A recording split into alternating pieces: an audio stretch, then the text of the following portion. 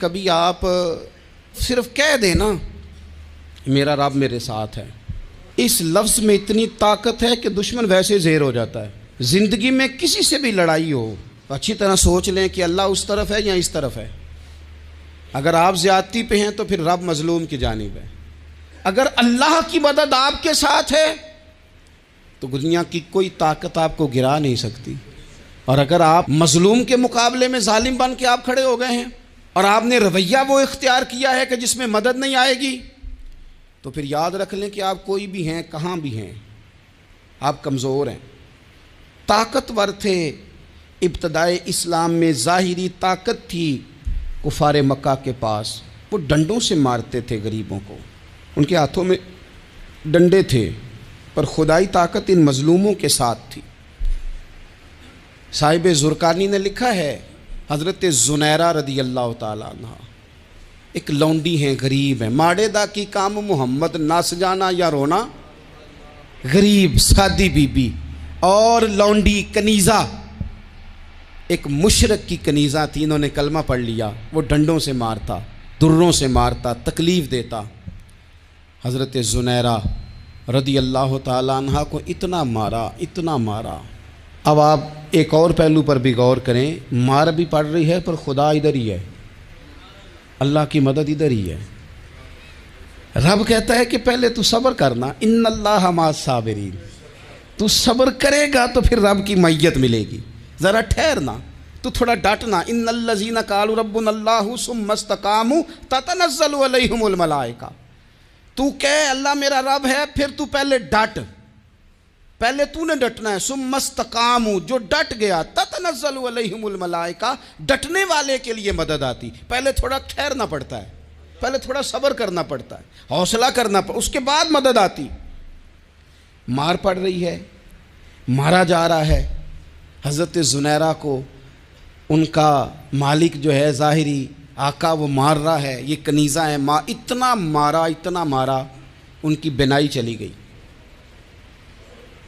نظر آنا بند ہو گیا۔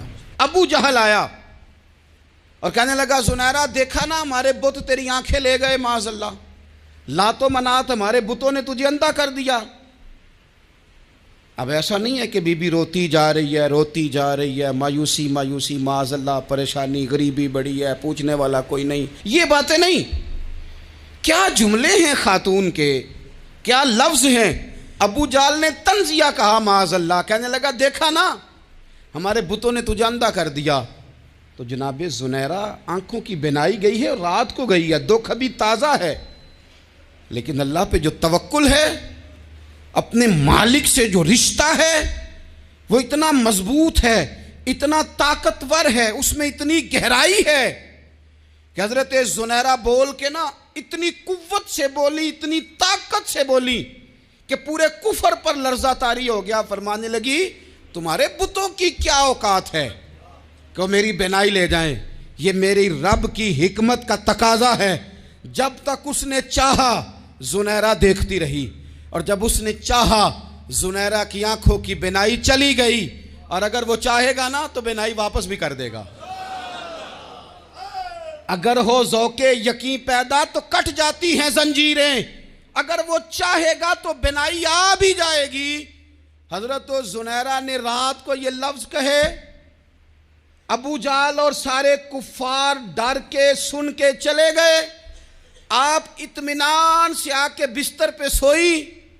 جب سویرے اٹھی تو اللہ نے آنکھوں کی روشنی واپس کر دی تھی، آنکھوں کی اب چھڑی پکڑی ہے، بازاروں میں گھومتی ہے، کہتی ہیں بلاؤ کدھر ہے تمہارے لات و منات، دیکھو میرے رب نے روشنی واپس کر دی، آ کر میرے ساتھ ادھر آ، ستمگر ہنر آزمائیں، تو تیر آزما ہم جگر آزمائیں۔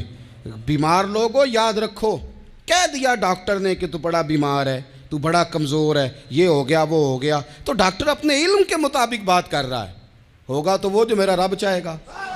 کمزور ہو جانا، پریشان ہو جانا، تکلیف میں آ جانا، پتہ نہیں بات ہو گئی ہے تو جانے کیا ہو جائے گا۔ اپنی زندگی کے اندر اپنے رب سے رشتہ مضبوط کریں، رسول کائنات سے رشتہ مضبوط کریں، اللہ والوں سے رشتہ مضبوط کریں۔ حضرت زنیرہ نے پیغام دیا کہ زندگی میں جو جینا چاہتے ہیں تو وہ رب کا نام لے کے جی سکتے ہیں۔ جو اپنی زندگی میں خوشیاں دیکھنا چاہتے ہیں تو رسول اللہ کے نام پر خوشیاں دیکھی جا سکتی ہیں. توکل کی بنیاد پر بندہ خوشیاں لے سکتا ہے.